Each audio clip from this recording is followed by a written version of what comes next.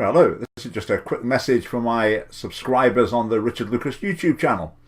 I don't actually use this channel anymore, and the reason is that I've started a new political party in Scotland called the Scottish Family Party.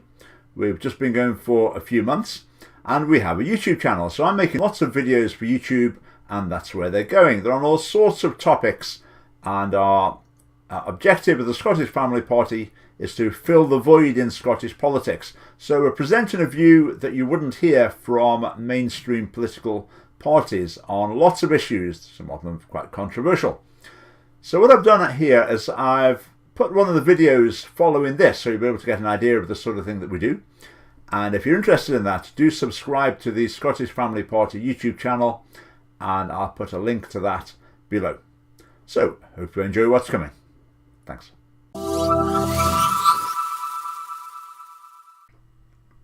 Scottish school children are assessed every year as part of the Programme for International Student Assessment, PISA, and Scotland's fallen down the rankings somewhat recently in maths and in literacy. Scottish children used to be assessed in other international programmes as well, but the Scottish government's withdrawn from those. Some people say that they were embarrassed by the results. But a new assessment for international comparison has come along now, and the Scottish government has been very keen to enter it. This is something that really appeals to them, and they're very confident that they can succeed and show off how effective Scottish schools are in this area. It's a global measure of political indoctrination. It's the PISA Global Competence Assessment, and it basically assesses the school's ability to inculcate progressive, left-leaning, liberal, social justice, political philosophy into the kids. So let's have a look what this is going to be all about.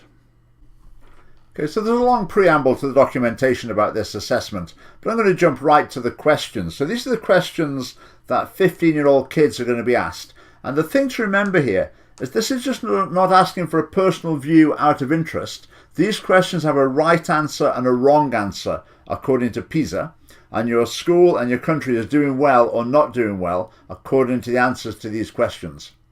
Right, let's have a look at a few questions. I reduce the energy I use at home to protect the environment. I choose certain products for ethical environmental reasons, even if they're a bit more expensive. Don't forget there's a right and wrong answer, so the school's job is to make the kids say yes to that question. I sign environmental or social petitions online. Again, the answer is supposed to be yes. And you can imagine the sort of pressure that will be put on schools and therefore put on young people to do what they're supposed to do, allegedly.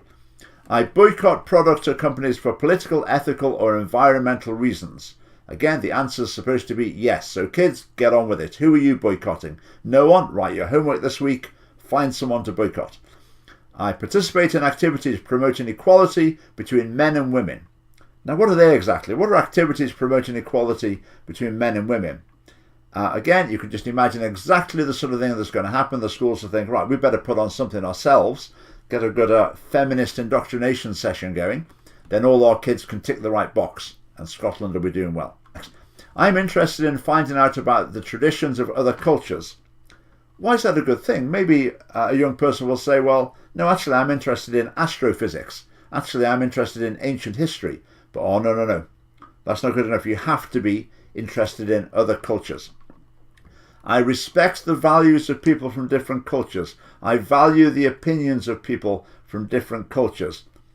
Well, yes, in a way, but on the other hand, I'm not a cultural relativist, and I'm quite happy to say in some situations that I think the values that I hold, or the values of, for example, my culture or Western civilization, are superior to those of other cultures. You can imagine the direction lessons will be leaning in to try and get the tick in the right boxes for those ones.